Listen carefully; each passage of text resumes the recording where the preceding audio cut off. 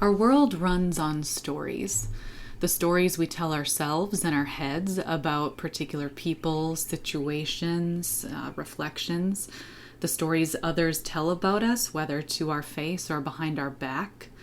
The stories that people tell for personal gain, whether they have good intentions by telling stories of empathy and compassion because they want to connect with people, connect as a leader, or sometimes people use stories to spew lies and hatred, and they do it for their own personal gain as well.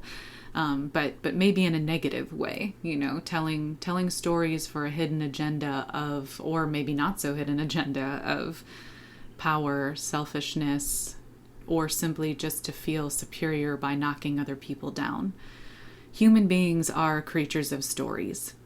And today I want to talk to you about how to embrace the stories that lift you up, help you grow, lead you to your higher self, connect you with others. And I also want to help you to release the stories, let go of the stories that people tell about you that really get under your skin, the ones that are lies or false narratives or paint you in a light that's really not so flattering. People do that all the time, right? People tell whatever stories they want to tell, and oftentimes they're not true. But finding out someone said something about you, or finding out that they told that story in a way that doesn't reflect your character, that you feel like even goes against your character, that can get right under your skin, go right to your guts. And it's so easy to just ruminate on it and become furious about it, especially if the person who told that story is just a horrible person and it's just flat out not true. I'm here to help you with all of the above. And you may hear some birds chirping in the background, or the breeze, or maybe the occasional car passing. And I have to tell you that it's spring in Minnesota, so I have my windows open, and it was a beautiful 80-degree day today, which is perfect for me. And so think of the breeze and the birds chirping as if you're sitting next to me, looking out my window with me. Sit back, relax, listen, and I hope that some of what I have to share with you today will help heal. That's my intention with this episode, is to heal by kind of dissecting stories and what to do with them. And again, the ones, how do we take in and grow from the ones that resonate with us? And how do we let go the ones that are harmful, that get under our skin? I'm reading a book right now by William Bloom. And he says in his book that teachers often teach that which they need to learn. And I 100% agree with that. And so please know that as I'm taking you on this journey of story, it is absolutely something that I need to learn. So this is coming from a place of practice, a place of recognizing that I'm right there with you, needing to spin some of my stories into gold, as it were, which I'm actually going to get more into. So to start out, I'm going to talk about false narratives, okay? Meaning stories that aren't true. Specifically, it could be just an offhand comment, a story about your character where somebody just says something like, oh yeah, she's really rude, or nah, he's too outspoken, or oh yeah, did you hear he disagreed with that on Monday, and yeah, now everybody can't stand him. Sometimes they can be just little short offhand comments, but whenever somebody calls out a negative character trait like, oh, she's selfish, well, that calls some stories to someone's mind, right? Either they start telling their version of a story that shows that someone's selfish, or people bring to their mind stories of what a selfish person looks like. Sometimes there's stories out there that are just mean.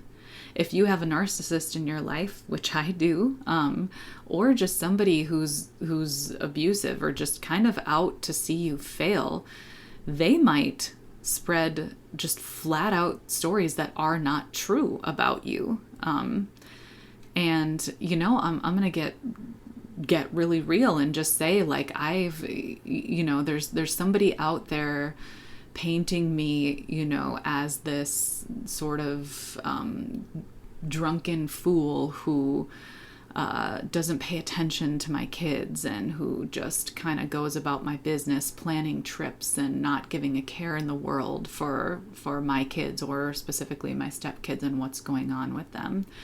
There's a story out there that somebody had been sleeping with my husband while I was with him, and that's not true either. And these stories are all being woven together by the same person, right? And none of them are true. They're just absolutely not true. I don't even drink. My husband is incredibly loyal, and they're just flat out not true. And some of these stories have been put in writing. And maybe you don't have something that extreme, but I'm going extreme with you to paint the picture that, like, I know how it feels to have somebody purposely telling stories to mess up your life, or purposely telling stories to make themselves feel better at the expense of perceptions of your character, or whatever it might be. So some stories are just offhand comments. Some stories are just flat out lies that people are telling for their own gain. And I want to talk for a second about those kinds of stories, the stories that people tell for their quote unquote gain. And this is where this whole straw symbolism comes in. I want to share with you something that I learned from my dear friend and author, Varla Ventura, by reading her new book that's out, Enchanted Plants, which, by the way, you can buy that wherever books are sold, Varla Ventura, Enchanted Plants. And in this book, what she does is she breaks down several different types of plants and talks about their magical properties as well as their scientific medicinal properties. And what's interesting is she included straw in her book. You know, you wouldn't expect to see straw, but what's really cool about her book is she goes through, like, you know, fancy plants like roses and tulips and things like that, but she also includes vegetables, something seemingly as simple as the turnip, or things that you'd find in a field like straw. And what I learned about straw is that it has no seeds. Straw is the hollow stalk that's left over after a grain crop harvest. So typically like oats, wheat, and barley, things like that. So these things are harvested, and the straw is like the hollowed out sort of stalk that's left over. So there's no seeds. And as you know, like, many plants have seeds so that when you harvest that plant, whether it be a vegetable or a herb or something like that, you can continue to plant it and grow more, right? That's kind of the nature of growing things. But I didn't know that about straw. I didn't know that it had no seed. And there is a shit ton of symbolism here, okay? So you've also probably heard the story of Rumpelstiltskin, right? He's this creepy, magical figure who spins like, and by spins I mean kind of sews, like he spins like on a spinning wheel. He spins straw into gold. And the creepy part of the story is, like, he does it to save this girl from a marriage that she doesn't want to be in, or to save her from, like, or it's not the marriage, he tries to save her from basically being killed or trapped by the king, and then eventually she has to marry the king, and it's just a whole mess. But the creepy part is that, you know, eventually he agrees to continue spinning this gold for her because she's asked by the king to spin this gold, or he'll kill her if she eventually gives him her firstborn child. So let's skip that, you know, creepy part and just focus on the spinning the straw into gold symbolism, because you've probably heard that thrown around too. People talking about, well, you're spinning straw into gold. You're spinning it into gold. It's based on this story of Rumpelstiltskin, but the phrase, you know, spin into gold has been thrown around for a while. So basically, if you kind of break down, you know, the words and the concept of straw is this hollowed out thing, which in magical lore is spun into gold. And if we look at the symbolism of gold, right, you could look at stuff from The Outsiders, or you could look at Robert Frost's poem, Nothing Gold Can Stay, which, by the way, The Outsiders are kind of quoting that poem, so it's all connected. This metaphorical idea of gold is that it's something rare and precious and beautiful. And gold in general is something precious and beautiful, right? That's why it's so expensive and why people often use it for their most precious jewelry and that kind of symbolism. So you have straw, this sort of hollowed out seemingly useless stock, and then you have turning it into gold, which is something, magical and precious. Well, the other thing about straw too, which I learned again from Varla's book, is that practically it can also be made. Sorry, I'm trying to refer to her books, so just got to get to the right spot. Oh, it can also be created into baskets, hats, ornaments, amulets, and mats.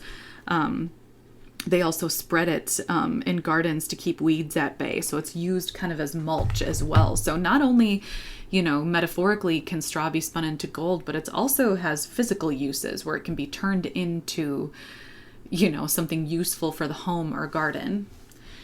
You might be starting to see where I'm going with this metaphor, but if not, don't worry, I'm about to explain. I am very fascinated by the concept of seeds, right? If something, if something has seeds, that means it can be planted. It can grow. Straw has no seeds. So let's break that down for a second. I like to compare straw to these false narratives that are told. Here you have somebody who is going around spreading straw, basically. They're throwing the straw down everywhere. Picture the straw as those offhand comments about you that aren't true. Oh yeah, she's selfish. Oh, she lies. Ooh, yeah, she only got that promotion because so-and-so, didn't know about this or whatever it is, or so-and-so got her in. Or maybe you have some more intricate stories that are being told about you by an abusive ex-partner, or maybe you're in the thick of a divorce and things are getting ugly and, stories are told. Or maybe you have a family member who's not related to you, or who's not necessarily a former partner, who just likes to knock you down, who kind of doesn't take you seriously, and at any attempt will spread some kind of passive-aggressive comment or some kind of story about you. Throw it out there, whether to your face or behind your back. Picture all of these offhand comments as straw. Now, what does this do for the person spreading it? Because I think that's the part that really gets under our skin the most, is the nerve of the person to do that. And you get mad, and initially you might feel like, okay, they're doing this for their own gain. Because what is a person who's spreading false lies trying to gain from it? Well, they're trying to make themselves look better, right? No matter what the situation is, it all comes down to that. It doesn't matter if it's your ex-partner, or if it's a family member, or someone at work, or someone even at your religious group. Hell, I don't know, but they're everywhere. They're all trying to make themselves look better or feel better by lying about you and spreading information that makes you look bad. Because, well, maybe they don't have to feel so bad about themselves if they get people talking about you. Or if they, even just speaking about you gets the focus off of them, right? And you've probably heard before that people who spread these lies actually hate themselves or have a lot of issues with themselves. Maybe they don't hate themselves, but they don't like themselves very much, because it is true that fulfilled people who take care of themselves, don't necessarily feel the need to knock others down. And I will say, I have never intentionally spread lies about somebody. That's something I can say I haven't done. I have not intentionally said things to ruin another person's life. I have gossiped before. I've gotten caught up in it. And I have told lies about my own life. I have spun stories, whether I was trying to date someone and didn't want them to know about a certain part of my life, or whatever it is. I have lied before. And here's what I know about being the one who tells lies. Okay, so number one, it's all done to, for manipulative reasons or to make yourself feel better. And the reality is, even though its purpose is to make oneself look better than the person they're spreading falsehoods about, it doesn't accomplish that person. It doesn't accomplish that purpose. What lying or spreading false narratives does is it actually exhausts the person and kind of contributes to them losing their sense of self.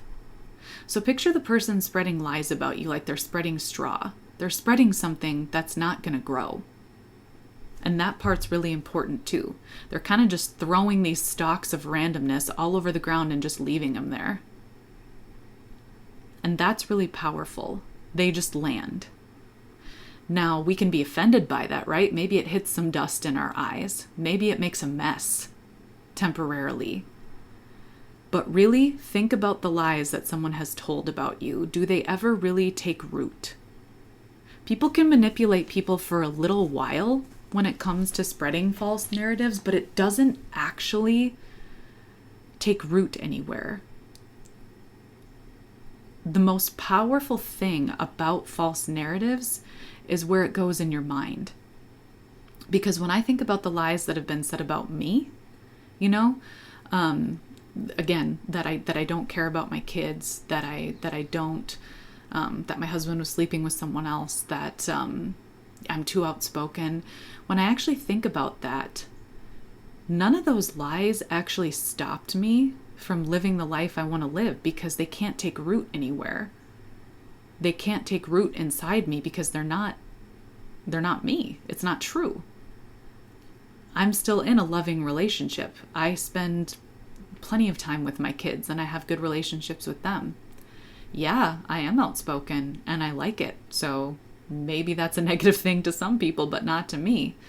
So none of those stories really took root. None of those stories led to my husband actually cheating on me. None of those stories led to me not spending my time with my kids. Those were just stories. And if you think about it, the real person who's harmed by them is the one saying it. It might not seem like it in the moment, but I can tell you, as someone who's lied before, it takes energy. When you are spinning a falsehood, you have to put energy into that, and often you forget what you say. Just take anybody who you've seen on TV just spouting off random stories. Oftentimes you'll notice in later interviews or later scenarios, they're talking about something completely different because they're just throwing straw all over the place, doesn't take root anywhere, and they don't even know what they're saying. Now keep in mind, I know that false narratives, can lead to harm. I know that. I'm just speaking to you as an individual and how to handle them. Picture these false stories as straw that just lands and goes nowhere. And also realize that somebody, the liar, the person spreading these falsehoods, had to put energy into throwing out this straw.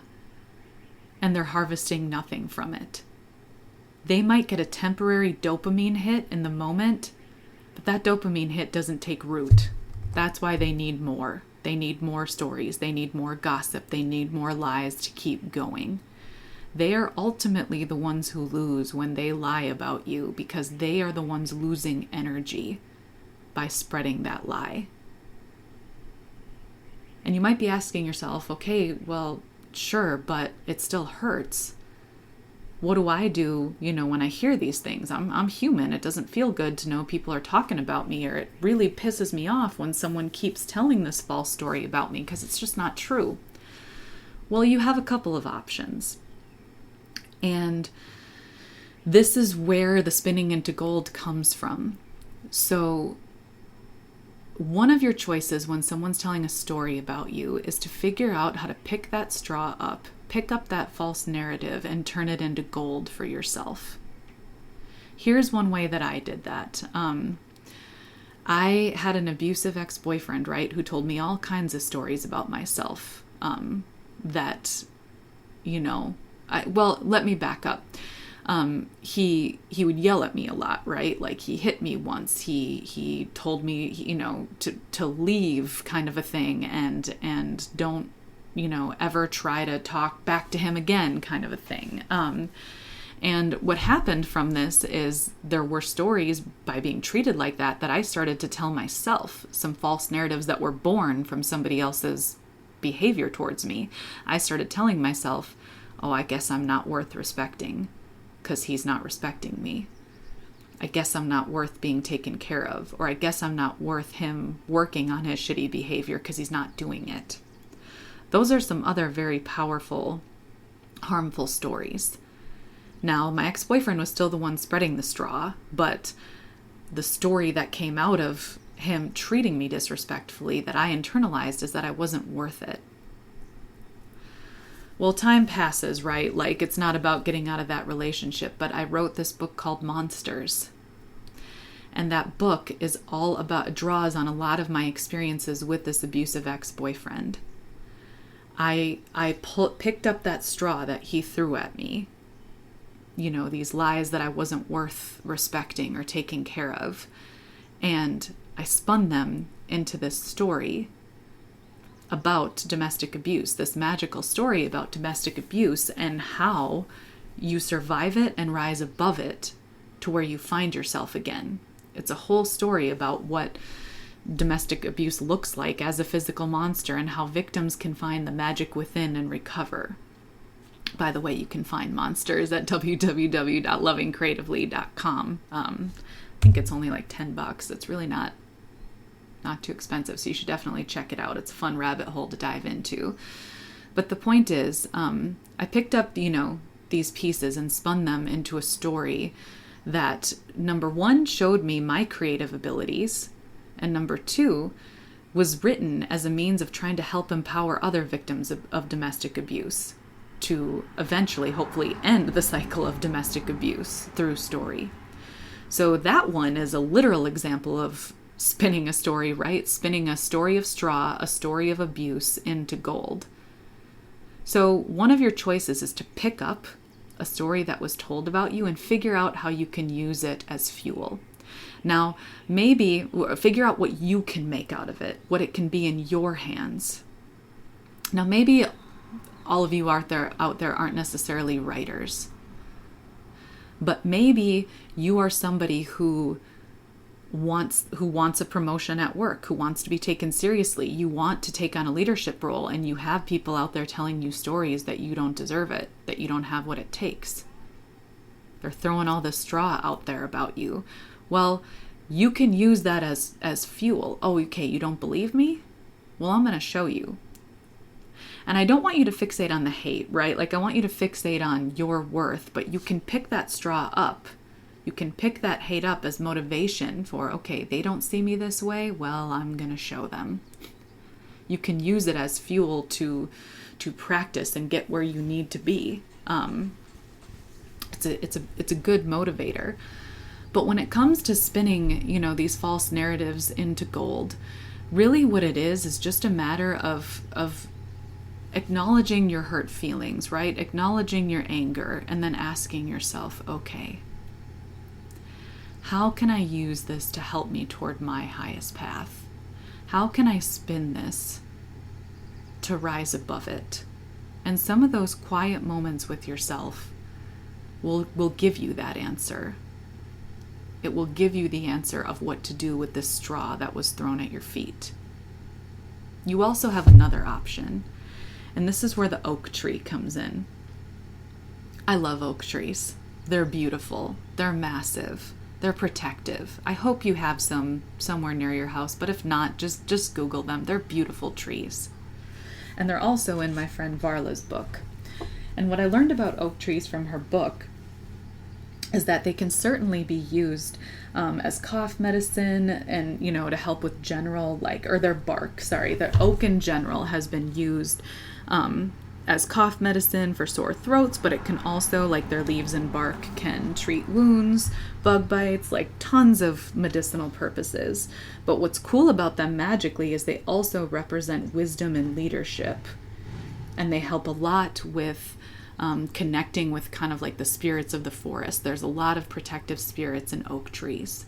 So oak trees are kind of seen and revered as sort of almost like wise elders. Matter of fact, in the town where I live, or near where I live, there's a whole big debate right now because people were trying to cut down some oak trees to make more parking spaces. But there's lots of arguments for, hey, no, don't. These have been here 300 years and, oxygen and stuff like that. So oak trees are revered. Oak trees also grow from seeds. They take root. So when we're talking about stories, focus on the stories that have seeds, that have roots. And what I'm talking about are the true narratives. Ed Milet says that truth vibrates at the highest frequency. And what that means is when someone is speaking the truth, it resonates more powerfully and in a more change-making way than any lie that anyone could ever tell. And I can tell you from my experience as an educator, when I spoke truth to my students, and it could be one-on-one, when I would sit with my students and I would tell them, you have a gift. You can write. You have an important story to tell, and you will change people's lives with it. I watched them light up. I watched them take root. I watched them furiously writing on their papers, just trying to get it out. I watched them bravely stand in front of their classmates and read their stories. And this is in middle school, okay, when people are terrified of being judged. I watched my students stand in front of their classmates and say vulnerable, powerful, life-changing things because I told them the truth, that they mattered and they had a story to tell. Think of a time when someone has told you the truth about yourself, the truth that resonates with you. You're a compassionate person. You're a gifted artist. You're a phenomenal athlete. You are a kind mother. You're a brilliant father. You're a really good friend. Whatever those statements of truth are, think about how they helped you take root. You wanted to grow from that. You wanted to do more of that. My husband has said things like that to me. Shortly after he met me, he put me in his phone as future best-selling author. And you already know he has breathed so much life into my stories. I can tell he believes in me. When he talks about my stories, when he talks about how my mind works, I know that he means it because he's telling the truth. And what that has done is it's made me want to plant roots. It's made me want to grow from the truth. It's not dead straw that lays on the ground. It's a dead thing. False narratives are a dead thing. They can't outlast you. They can't outlast who you are. And on that note, another thing you can do is put yourself around the people who help you take root, the people who give you seeds, not straw. You know the people that I'm talking about. And if you don't have anybody in your life like that, start looking for it. Set an intention of, I want to meet people who will speak my truth, who will see me for who I am. And you would be surprised at how both your reticular activating system and the universe help draw you to those people. But I hope you have at least one. A person who sees you, even if they're just getting to know you, or a person who speaks the truth to you. Truth leads to growth. Truth leads us to believing the real stories about ourselves and wanting to grow into those. The story that my husband planted with me is that I am a talented writer, that I can change the world with my words, and I believed him. And ever since then, I've been writing more and more stories and getting better and better at my craft. Truth plants roots. Oak trees come from a tiny acorn that's planted. And they grow into this massive, wise elder of a tree that helps heal wounds, literally, and stands as a spiritual symbol for connecting with the beauty and magic of the forest. Be the oak tree, man. What is a bunch of straw at your feet when you're the oak tree? Because when you focus on who you really are and you put energy into those who really see you, you grow. And eventually you grow to a point where all of the lies are straw at your feet. What is straw to an oak tree? And by the time you grow that tall, it will be easier for you to brush off the lies because you know what happens to the people who tell them. They exhaust themselves and they just hate themselves more. I know it's hard to believe, but false narratives hurt the person spreading them about you more than they hurt you.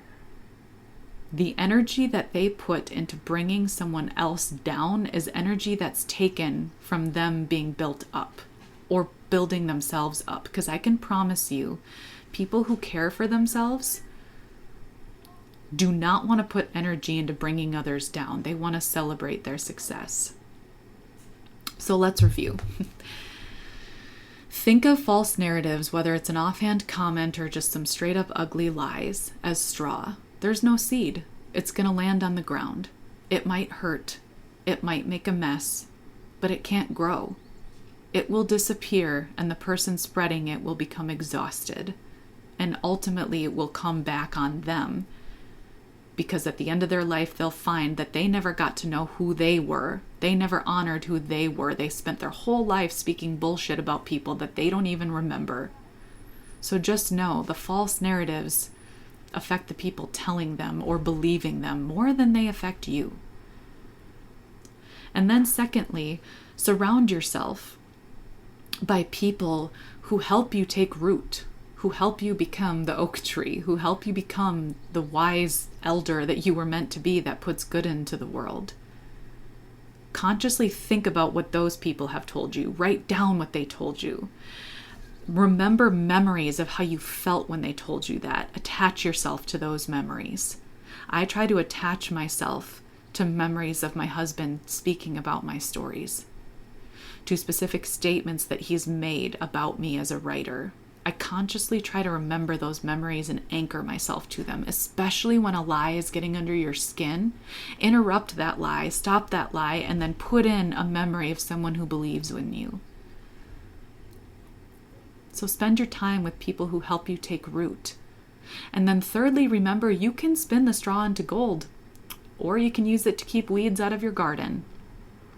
Maybe the lesson that you learn, the thing you make out of the straw is just, oh, hey, these people aren't for me. Thank you for making that clear. I'm going to walk away from this social group now.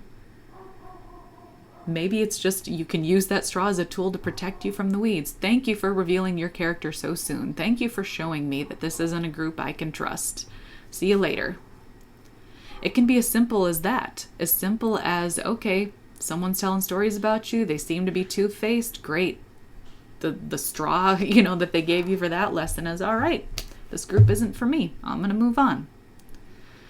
You can make you can make gold out of any straw that's thrown at you. You have to decide what's right for you in your energy. For me, when it comes to lies and false narratives, what I do is I turn that into, like, a lot of my stories, even fictional, feature narcissists, because let's be honest, most villains, even in fictional stories, are narcissists. So one thing that I do when this particular narcissist tells lies about me or, whatever, or about herself, to put herself in a positive light, that's just not accurate. Well, that tells me one more thing about narcissistic behavior. And hey, I can, apply this to my villains. It gives me ideas for how to write my villains. And I feel so much better when I can think of, oh my God, I can't believe she does that. The nerve of her. Oh, she just gave me an idea for how to write this character. I don't know what that looks like for you. But you can decide if there's something you learned about that behavior that you can spin into gold, or you can also decide to let it go, because that's the purpose of the spinning into gold versus the roots thing. You also can choose to focus on being around those who help you grow, being around those who give you seeds. And that's the beauty of this whole lesson, is that when it comes to the straw and the oak tree, often we are balancing what we do with both at all times. So sit back and think about, when you hear a false story or a narrative, how much energy do you want to give it and what kind? Do you want to turn that narrative into something that fuels you and something that betters the world? Or do you want to acknowledge that it hurt you and then go back to focusing on those who give you roots? And the more that you practice acknowledging, okay, this is hurting them more than it's hurting me. This is who I really am. This is where my roots are. Or I can take this piece of what they did and I can use it to help me and help others in this way. Because really, like, villains help us learn some of the best lessons about life, right? They teach us what not to do. You can decide what you want to do with each one of these things. And it's often like a cycle of multiple.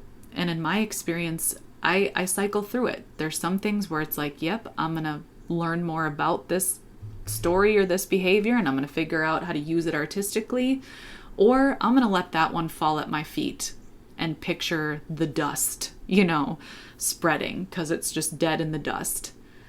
And then I'm going to come back and remember the people who know my roots, who help me plant roots.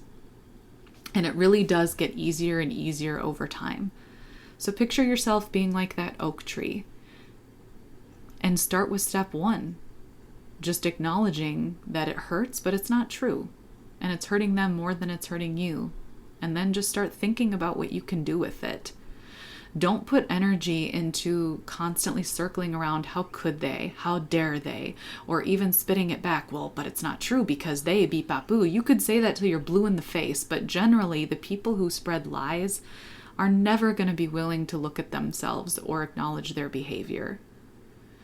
So don't put your energy into acknowledging it for them. You focus on you and your roots. And before you know it, you will grow tall and strong enough that those lies are just straw at your feet. You are so amazing. Thank you for sitting by the window with me. I hope that you got to hear some of the birds chirping in the breeze, and I hope ultimately that this episode brought you some healing. We're all learning together. We're all doing the best that we can with some of the crap that's thrown at us, but I hope that you will remember that you deserve people who are going to help you plant your roots. You deserve people who tell you that you are the beautiful, kind, caring, artistic, creative soul that you are. Plant yourself by those people. Let the lies be straw at your feet, and if you choose to pick them up, remember you do have the power to spin them into gold. You are so much more powerful and magical than you might imagine. But I hope that my reminding you of that today helps you begin to imagine it, to see yourself as you truly are. But even if it doesn't, for the time being, I'm going to thank you for coming.